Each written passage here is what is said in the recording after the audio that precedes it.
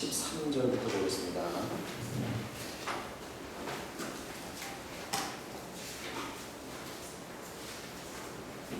마태복음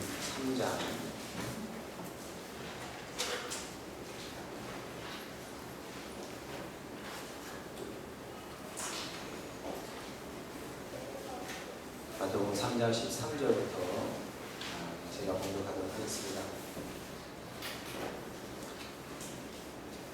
봉독합니다. 이때 예수께서 갈릴리로부터 요단강에 이르러 요한에게 세례를 받으려 하시니 요한이 말려 이르되 내가 당신에게서 세례를 받아야 할 터인데 당신이 내게로 오시나이까. 예수께서 대답하여 이르시되 이제 허락하라. 우리가 이와 같이 하여 모든 의를 이루는 것이 합당하니라 하시니 이에 요한이 허락하는지라. 예수께서 세례를 받으시고 곧 물에서 올라오실새 하늘이 열리고 하나님의 성령이 비둘기같이 내려 자기 위에 임하심을 보시더니 하늘로부터 소리가 있어 말씀하시되 이는 내 사랑하는 아들이요 내 기뻐하는 자라 하시니라. 아멘. 예배 참여 여러분 모두 주님의 이름으로 환영합니다. 예배 후 바로 유아동 예배 진행하도록 하겠습니다. 그리고 이번 주 목요일부터 11시에 자녀 중보 기도회 다시 시작하도록 하겠습니다. 그래서 이건 정규 예배이기 때문에 관계없을 것 같고, 이것도 이 시간에 또 와서 기도하실 수 있는 분이 몇 명 안 돼요, 당연히. 그래서 아주 가운데 앉아서 지금 시국이 어려우니까 뭐라도 해야 되겠다 해서 제 전도사님께서 진행을 하시고 그래서 한 40분 가량 그 정도 정확하게는 모르겠지만은 그래서 말씀 읽고 그리고 기도하고 이렇게 하는 걸로 하겠다고 합니다. 그러니까 여러분 그렇게 아시고 기억해 주시기 바랍니다. 그리고 다음 주에는 이지성 성교사님께서 말씀을 전해 주시겠습니다. 은혜 받을 준비하시고 오시고요. 원진이야? 원진이 어떻게 왔어? 그냥 왔어? 뭐라고? 예배 드리고 왔다고? 예? 그 마스크 때문에 잘 안 들리는데 하여간 박수. 얇게 학생입니다, 원진이. 자, 다른 방법은 없으시죠? 복음서가 4시입니다. 신기하죠? 하나면 될 것 같은데 왜 4시일까요? 4시인 것이 큰 축복입니다. 그럴 수밖에 없는 것이 한라산을 보고 와도 사람마다 평가가 다 다르고 감회가 다르고 받은 감동이 다른데 예수님을 만나고 경험한 사람들의 증언과 고백이 같을 수가 없죠. 천양지차입니다. 다 예수님을 믿는다 그래요.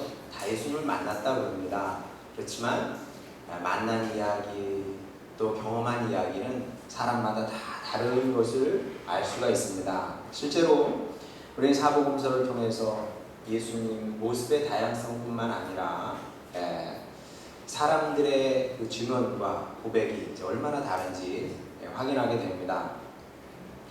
마태복음과 요한복음도 얼마나 다른지 모릅니다. 여러분은 그냥 성경 이려니 하고 읽어서 잘 모르겠습니다만은 정말 꼼꼼히 읽어보면 달라도 너무 다르다 이런 생각을 하게 된다는 거죠. 마태라는 사람과 요한이라는 사람의 성향이 근본적으로 다른 것 같습니다. 두 사람이 종종 싸우지는 않았나 모르겠어요. 너무나 달라서. 얼마나 다르냐 하면 우리 학창 시절에 배웠던 연역법, 귀납법 기억나실 겁니다. 연역법이라는 것은 뭡니까? 일반적인 원리나 원칙에서 개별적인 사실을 설명하려고 하는 거죠. 그러니까 일반적인 사실 우리가 알고 있는 것 거기서 출발해서 개별적인 사실을 설명을 하는 겁니다. 잘 아는 얘기입니다. 모든 사람은 죽는다. 소크라테스는 사람이다. 그러므로 소크라테스는 죽는다. 이게 연역법이죠. 기억나시죠? 우리 학생들은 지금 배우고 있는 얘기일 것이고요. 그럼 귀납법은 뭡니까? 귀납법은 개별적인 사실에서 출발해서 일반적인 원리를 유출해내는 논리입니다. 서heb을 짭니다. 동해물도 짜죠. 남의 물 가서 먹었더니 이것도 짜네? 고로 바닷물은 짠 겁니다. 자, 이게 귀납법인데 요한복음은 연역법에 가까울까요? 귀납법에 가까울까요? 빙고. 네, 연역법에 가깝습니다. 연역법에 가까운 것이 아니라 완전히 연역적인 사고를 하는 사람입니다. 요한은. 사람이 다르거든요, 진짜. 네, 뇌 구조가 연역적인 사고를 하는 사람이 있고 귀납적인 사고를 하는 사람이 있어요. 자, 요한은 연역적인 사고를 하는 사람인데 요즘으로 치면 인문학에 가까운 사람, 인문학자도 다 다릅니다만은 자, 보겠습니다. 자, 그것 좀 한번 해보세요. 예. 요한복음 1장 1절 14절 보겠습니다. 태초에 말씀이 계시니라. 이 말씀이 하나님과 함께 계셨으니 이 말씀은 곧 하나님이시니라. 14절 말씀이 육신이 되어 우리 가운데 거하시네. 우리가 그의 영광을 보니 아버지의 독생자의 영광이요. 이렇게 시작을 하지요. 우주 창조에서 시작을 하고 있습니다. 처음 모든 만물의 처음에 대해서 얘기하고 있습니다. 여러분 어떤 생각이 드십니까? 사실은 귀납법적인 사고를 하는 사람들은 굉장히 이런 사고 자체가 낯섭니다. 내 시작도 모르는 마당에 그렇죠. 내 시작도 몰라. 내가 음미하고 태어난 순간 있지 않습니까? 기억나시는 분 손 들어보세요. 있다는 색깔과 거짓말이겠죠. 내가 내 시작도 모르는 마당에 우주의 시작? 모든 만물의 시작? 거기 계셨어요. 이렇게 질문하고 싶은 겁니다. 자, 그런데 감히 질문할 수는 없어요. 왜 질문할 수 없을까요? 왜냐하면 이 연역법 사고라는 것은, 이 연역법 진술이라는 것은 묘한 그 확신과 권위가 있거든요.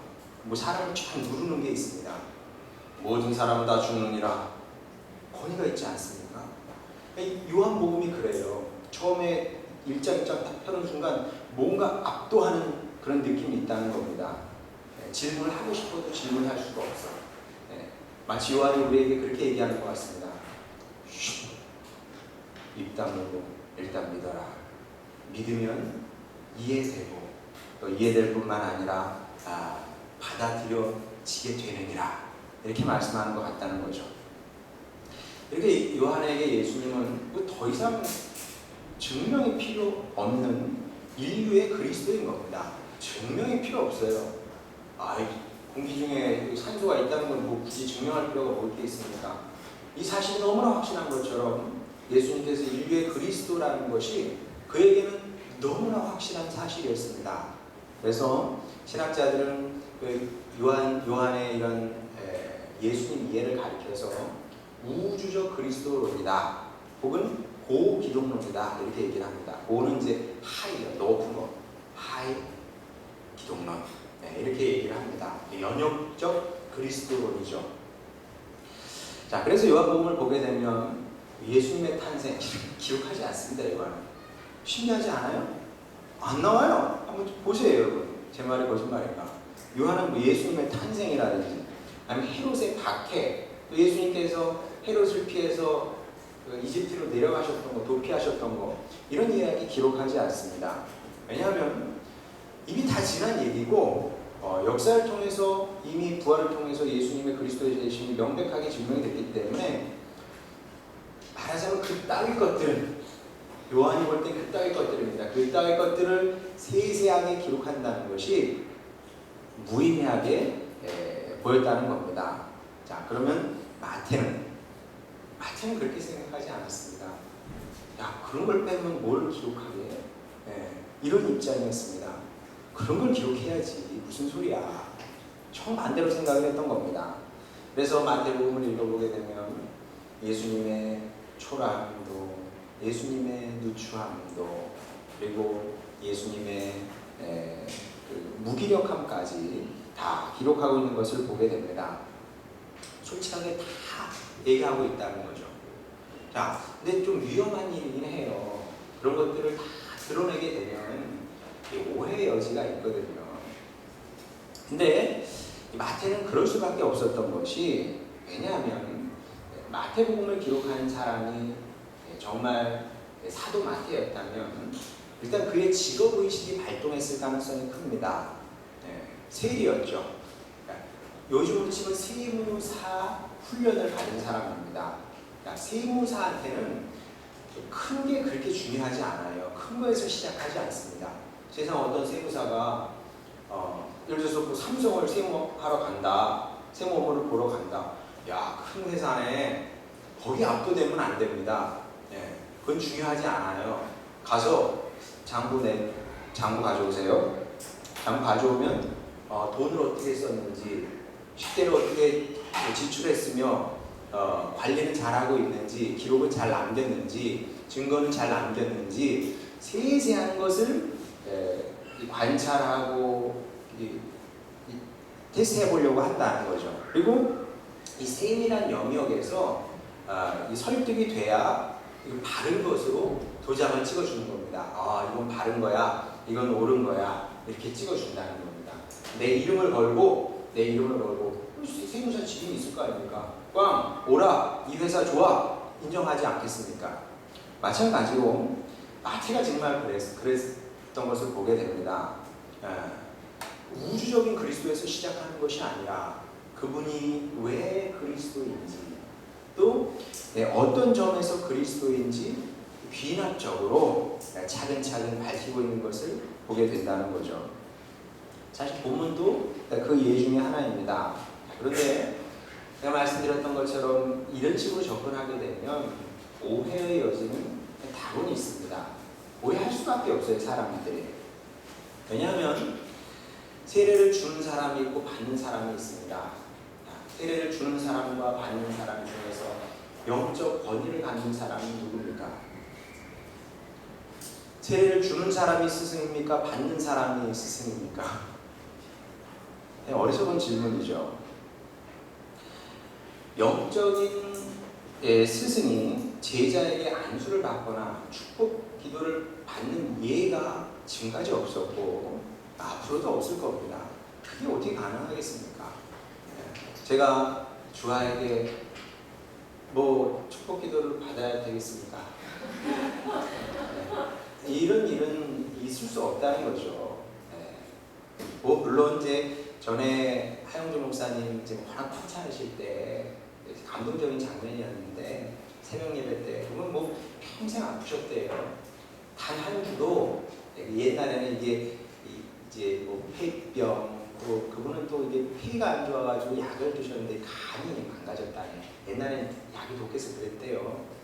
간 가지고 이제 평생 고생을 하셨는데 이제 너무 아프고 그러니까 새벽 예배 시간에 장로님들 나와주세요. 저를 위해서 기도해 주시기 바랍니다. 그래서 장로님들이 목사님 머리에는 차마 손을 못 올리고 그렇죠. 몸에 대고 기도했던 적이 있는데 뭐 그렇게 예외적인 경우는 있을 수 있겠지만 자연스러운 일은 아니거든요, 사실은. 자, 그런데 13절을 보겠습니다.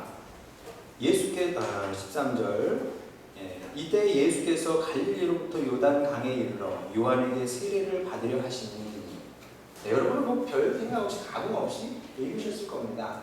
기분 다 그럴 겁니다. 그런데 이게 사실 굉장히 이상한 일이고 상식적으로 있을 수 없는 일입니다. 이것은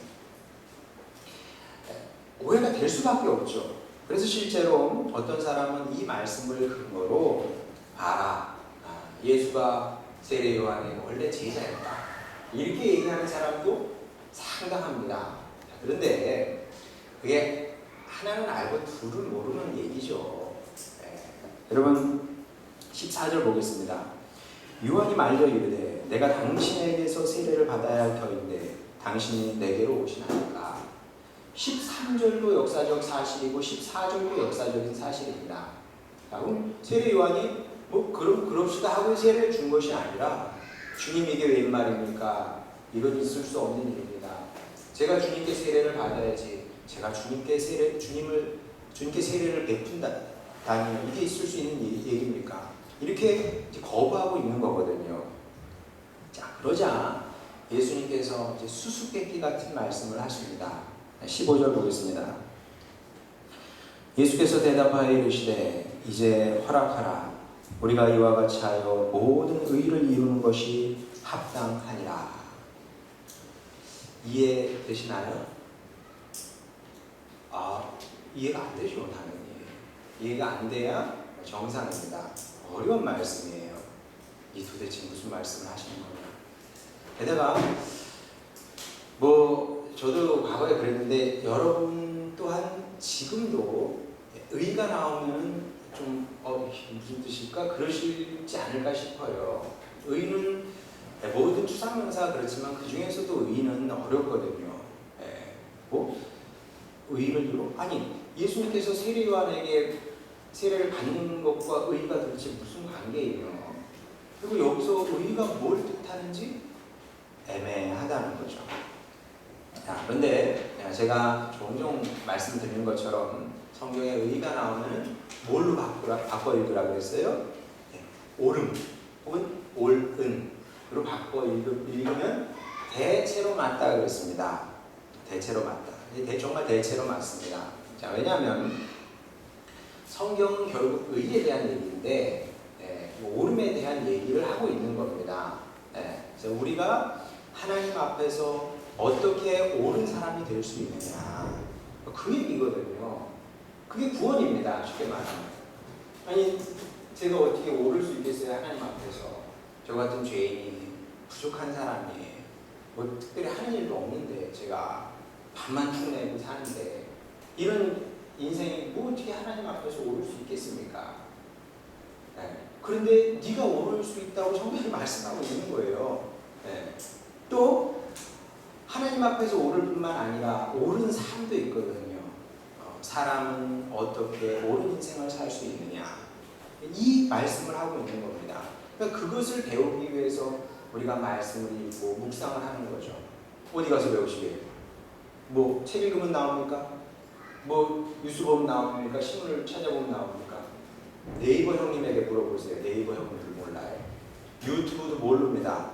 아무도 몰라요. 이거는 성경 말씀을 통해서 배울 수 있는 거죠. 왜냐하면 우리 눈에 오른 것도 있습니다만은 우리 눈에 오른 것이 하나님께도 오른 것은 아니라는 거죠. 하나님께서 보시는 오름과 우리가 생각하는 오름은 굉장히 다릅니다, 여러분. 비근한 예로 스티브 잡스 얘기를 예를 들어보게 되면, 스티브 잡스는 누가 뭐래도 옳은 인생을 산 사람 아니겠습니까? 혁신의 아이콘이었고 세상을 바꾼 사람입니다. 세상을 바꾼 사람은 드물죠. 이게 과학이 계속 발달하다 보니까 이 혁신이 드물거든요. 혁신이 드문 겁니다.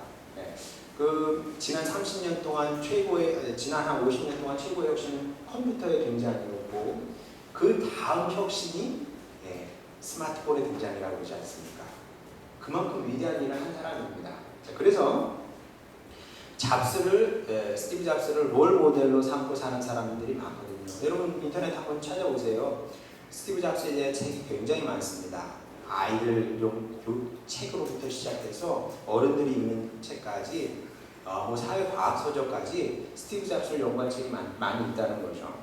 그러면 하나님께도 그분의 삶이 옳으냐? 물론 저는 남의 인생을 두고 알부할 생각은 없습니다만은, 적어도 성경을 놓고 보게 되면 옳은 인생이었다 보기는 좀 어렵다는 거죠. 왜냐하면 하나님께서 옳다 하시는 것은 다른 거거든요. 다릅니다. 하나님께서 옳다 하시는 종류가 달라요. 사람들이 생각하는 것과 다릅니다.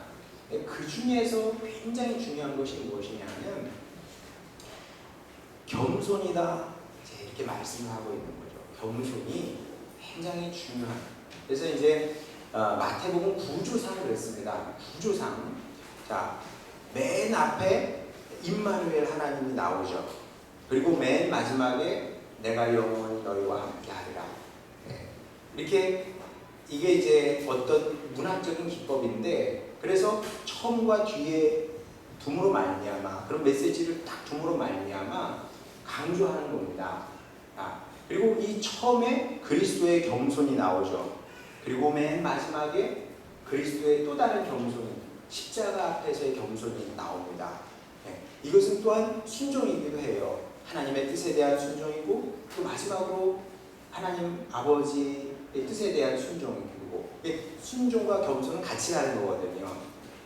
이 둘을 굉장히 강조하고 있다는 겁니다. 마태복음은. 그리고 예수님께서 이걸 아셨기 때문에 이 세례 사건을 통해서 겸손이 뭔지를 보이신 거죠. 겸손의 정수가 이런 거다 지금 보이고 계신 겁니다. 만유의 주제자 되시는 분께서 냄새나는 사람에게 세례를 받으신 거 아닙니까? 아니, 제가 주한테 그 안수 기도 받을 수 없다니까요. 그런 거 기대하지 마세요. 안 받아요. 근데 예수님은 근데 주와 저의 차이가 문제가 아니라 만유의 주제 아닙니까? 그분께서 사람에게 세례를 받으신 겁니다. 겸손의 최고봉이죠. 감동적인 장면입니다. 자, 그런데 그래도 의문은 남아요. 왜 남습니까? 뭐가 남아요, 여러분? 우리가 쇼를 하도 많이 봐서 쇼를 하도 많이 봐서 야, 이거 오버 아니야? 그런 생각 들지 않겠어요? 그래도 이건 오버다. 그렇게까지 할 필요가 뭐 있을까? 이런 생각이 충분히 들 수 있다는 겁니다. 왜냐하면 만약에 그런 게 진짜 겸손이면 제가 주일 예배 끝나고 매번 여러분의 안수를 받겠습니다. 그게 진짜 겸손이면 제가 여러분에 가서 집사님 저 안수기도 좀 해주세요. 제가 좀 영적인 사람이 되고 싶습니다. 하나님의 종이 돼야죠. 말씀도 좀 더 잘 선포했으면 좋겠습니다. 이제 유튜브도 나오는데 안수기도 좀 해주십시오. 겸손이면 항상 그렇게 하겠어요. 뭐 그게 어렵겠어요. 제가 자존심 때문에 주한테 안수를 못 받겠다는 거겠습니까? 그게 하나님의 뜻이면은 주가 아니라 뭐 다른 사람에게는 제가 안수를 못 받겠습니까? 기꺼이 즐거운 마음으로 누구에게나 안수를 받을 수 있습니다. 그게 정말 하나님께서 뜻하시는 겸손이고 옳다 하시는 거면 왜 못합니까? 나이가 뭐 중요하겠으며 직분이 뭐 중요해? 그런 건 저는 뭐 강아지라도 갖다 줄 수 있어요. 주님께서 기뻐하시는 일을 하면 왜 못하겠습니까? 그런데 그런 것이 진짜 겸손은 아무래도 아닌 것 같습니다. 그래서 예수님의 세례는 우리가 이제 다른 관점에서 봐야 됩니다. 단순히 그냥 사람에게 세례를 받으셨다 이것이 아니라, 그러면 어떤 관점에서 봐야 되냐면 이제 말씀의 관점에서 봐야 되죠. 이것이 이제 성경 해석의 가장 기초입니다. 성경 해석뿐만 아니라 모든 우리 주변에서 일어나는 모든 사건에 대한 해석 방법이죠. 어려운 성경 구절이 나오면 다른 성경 구절로 해석을 하는 것이고요. 어려운 상황에 처하면 사람에게 물어볼 수도 있지만, 또 뭐 책을 읽어볼 수도 있지만 말씀을 통해서 해결하려고 해야 된다는 겁니다. 자, 보겠습니다. 첫 번째 이유는 예수님께서 요한에게 세례를 받으신 첫 번째 이유는 말씀으로 풀면 이렇습니다. 자, 다 넘겨주세요. 로마서 13장 1절 각 사람은 위에 있는 권세들에게 복종하라. 권세는 하나님으로부터 나지 않음이 없나니 모든 권세는 다 하나님께서 정하신 바라. 하나님께서 이때 정하신 겁니다. 세례 요한이 먼저 왔고요. 하나님께서 그를 영적인 권세로 세워주신 겁니다. 하나님께서 세우신 권세를 옆으로 가 있어. 이렇게 말씀하는 것은 하나님께서 세우신 권세를, 권위를 부정하는 거 아니겠습니까? 자, 이게 첫 번째 이유고요. 그 다음 넘겨주세요. 고린도전서 14장 33절 하나님은 무질서의 하나님이 아니시오 오직 화평의 하나님이시라. 너 저기로 가 있어. 이게 화평은 아니겠죠. 또 한번 넘겨주세요. 고린도전서 10장 23절 모든 것이 가하나 모든 것이 유익한 것이 아니요 모든 것이 가하나 모든 것이 덕을 세우는 것은 아니다. 자, 이쯤 되면 무슨 얘기인지 조금은 짐작이 되실지 모르겠습니다. 원론적으로 보게 되면 예수님께서 세례 요한에게 세례를 주시는 것이 순리에 맞습니다. 당연하죠. 예수님께서 세례 요한에게 세례를 줘야죠. 주셔야 됩니다. 또 그러면 예수님의 위신도 올라가게 되어 있습니다. 당대 최고의 예언자로 인정받고 있었던 세례 요한을 제자로 삼은 것이거든요. 자, 그러면 순식간에 유명세를 타는 겁니다. 예수님은. 그리고 전국구 스타로 발돋움하게 되셨겠죠. 자, 근데 그렇게 되면 요한은 뭡니까? 요한은 어떻게 됩니까? 주님 오심을 충성스럽게 준비하면서 거기까지 온 건데 순식간에 이 낙동강 오리알이 되는 거죠. 당연히 그렇게 되지 않겠습니까? 물론 세례 요한은 큰 사람이기 때문에 주님 저 그래도 관계없습니다. 뭐 제가 그렇게 주님을 영광되게 하려고 주님을 높이려고 이 땅에 왔는데 그렇게 저로 말미암아 저를 밟고 주님께서 영광을 누리실 수 있다면 저는 기꺼이 그렇게 하겠습니다. 뭐 당연히 그런 자세였을 겁니다만은, 자, 그렇지만 이게 덕을 세우는 행동은 분명히 아니거든요. 제가 봐도 그렇고 아마 여러분도 같은 생각일 겁니다. 그렇게 해서 요한 이리 와봐라, 내가 한번 세례 줄게. 그리고 세례를 주시고 예수님 유명해지고 세례 요한은 별거 아니구나, 이렇게 사람들이 인식하게 되고, 이게 덕을 세우는 행동은 분명히 아니라는 거죠. 사실 그렇게 되면 요한의 희생과 헌신을 짓밟고 이용하는 꼴밖에 안 되는 겁니다. 내 목표를 이뤘으니까 너는 이제 사라져줘, 너는 없어져줘, 속된 말로 꺼져, 이런 말이겠죠. 이런 논리밖에 더 되겠습니까? 예수님은 아름다우신 분이기 때문에 하나님 아버지가 아름다우시거든요. 이 세상을 만드실 때도 그냥 만드신 것이 아니라 이렇게 아름답게 세상을 만드신 분이 하나님이시지 않습니까? 예수님도 아름다우신 분이기 때문에 이런 시나리오를 원하시지 않은 거죠. 무슨 소리냐, 내가 그런 것을 원치 않는다. 그래서 예수님은 사람들의 오해를 무릅쓰고 오해할 수밖에 없어요. 그 오해를 무릅쓰고 요한에게 세례를 청하신 거죠. 난 너에게 세례를 받고 싶다. 그렇게 예수님은 이 요한이라는 한 사람, 그 헌신적이었거든요. 헌신적인 그의 삶과 그의 사역을 인정하고 높이고 싶으셨던 겁니다. 아니야, 네가 나를 높이기 전에 내가 너를 인정하고 높이기를 원한다. 이런 뜻으로 요한에게 세례를 받으신 겁니다. 자, 이쯤 되면 15절 말씀이 조금은 이해가 되시리라 생각을 합니다. 다시 읽어보겠습니다. 예수께서 대답하여 이르시되 이제 허락하라. 우리가 이와 같이 하여 모든 의를 이루는 것이 합당하니라. 이게 의예요. 이게 옳은 겁니다. 사람 사이에서의 옳음은 이런 식으로 성취되는 것이다. 예수님께서 말씀하시는 거죠. 이게 하나님께서 보시는 의입니다. 옳음인 거죠. 내 논리로 너를 설득을 해. 내가 이겼어. 그렇죠. 옳은 겁니다. 왜? 내가 정당하기 때문에. 옳음이 성취된 것이지만 하나님께서 보실 때는 의미가 없어요. 그게 무슨 의미가 있겠습니까? 하나님께서 보실 때 그렇게 옳음이 성취되는 것이 아니라 이런 방식으로 하나님께서 기뻐하시는 의가 성취된다고 말씀하시는 겁니다. 그랬더니 하나님께서 어떻게 응답하시는지 16절부터 보겠습니다. 예수께서 세례를 받으시고 곧 물에서 올라오실새 하늘이 열리고 하나님의 성령이 비둘기같이 내려 자기 위에 임하심을 보시더니 하늘로부터 소리 있어 말씀하시되 이는 내 사랑하는 아들이요 내 기뻐하는 자라 하시니라. 잘은 모르겠지만 마태가 이 부분을 기록하면서 마음이 뭉클했을 것 같습니다. 그래, 이분이 우리 아버지 하나님이야. 자랑스러운 거죠. 그래, 이분이 우리 구주 예수님이지. 자랑스러운 겁니다.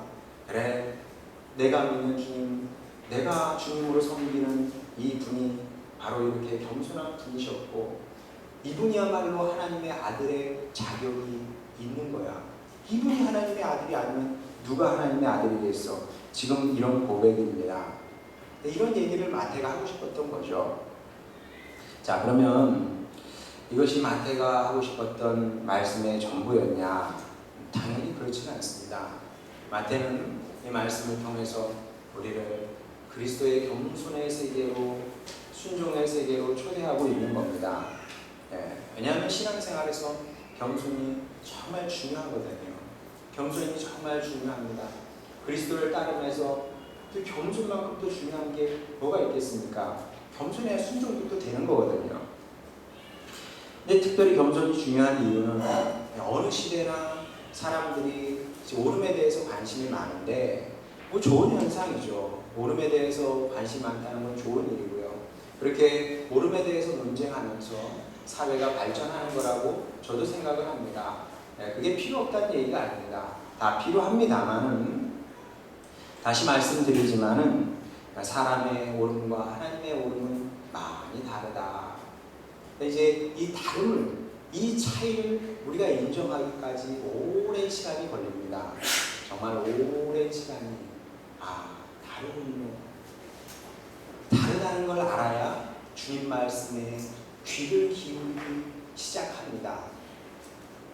그 전까지는 이것도 그렇고 저것도 그렇기 때문에 다 내 관심 영역이 많은데 관심을 가질 수는 있어요. 그러나 항상 무게중심은 주님 말씀으로 가야 되거든요. 왜냐하면 진정한 오름은 거기 있기 때문에 이걸 잊으면 안 된다는 겁니다. 자, 그럼 하나님께서 기뻐하시고 받으시는 오름이라는 것은, 그 오름의 기초는 뭐냐? 여기 겸손인데 뭐 어렵지 않습니다. 스스로 낮아져 섬기는 것이고요. 이웃을 먼저 배려하고 세우는 것이죠. 이웃을 예수께서 세우지 않습니까? 세례요한을 세우시거든요. 그를 높이시거든요. 또 나보다 남을 낮게 여기는 자세인 거죠. 쉽진 않아요. 근데 모든 사람, 근데 여러분 해보면 돼요. 우리 교회들 식구들이 있습니다. 식구들 있으면 죄 속에 죄가 가득하게 되면 어떻게 되는지 아세요? 이 사람 이게 별로, 저 사람 저게 별로, 저 사람 저게 별로, 저 사람 저게 별로, 이것만 들어와요. 그런데 우리가 이런 마음을 갖고 사람을 보게 되면 어떻게 되냐면, 다른 우리 식구들 여러분, 제가 단점도 알고 장점도 알아요. 근데 다 얘기할 수는 없어요. 그렇죠? 근데 뭐 언뜻 비추기도 하고 그럴 거예요. 근데 전 여러분의 장점도 또 압니다. 장점도. 우리 집사님 그런 참 빛나는 장점이 있지. 이 집사님, 이성민 권사님 이런 빛나는 장점이 있지. 이런 게 보이는 거거든요. 그런 것들을 더 많이 볼 수 있는 것이 이 주님께서 말씀하시는 겸손이죠. 왜? 그래야 배우니까 나도 저번에 저걸 배우고 싶어. 그러면서 사람 사이의 의가 확장되고 커져가는 겁니다. 금요일날 제가 설교했던 것처럼 그게 안 되면 손가락질하는 게 손가락질. 지옥이 만들어지는 거죠. 집안에서 당신 왜 이거 안 해? 너는 그거 왜 안 했냐? 이렇게 되면서 지옥이 되는 것처럼 사람과의 관계가 그렇게 불의에 빠지든지 아니면 의로 이게 승화되든지 둘 중에 하나 아니겠습니까?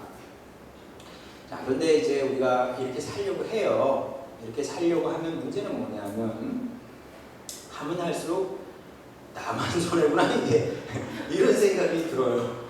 나만 손해구나. 나는 아무리 당신의 좋은 걸 보려고 해도 상대는 나를 좋은 걸 볼 생각, 의지가 별로 없거든요.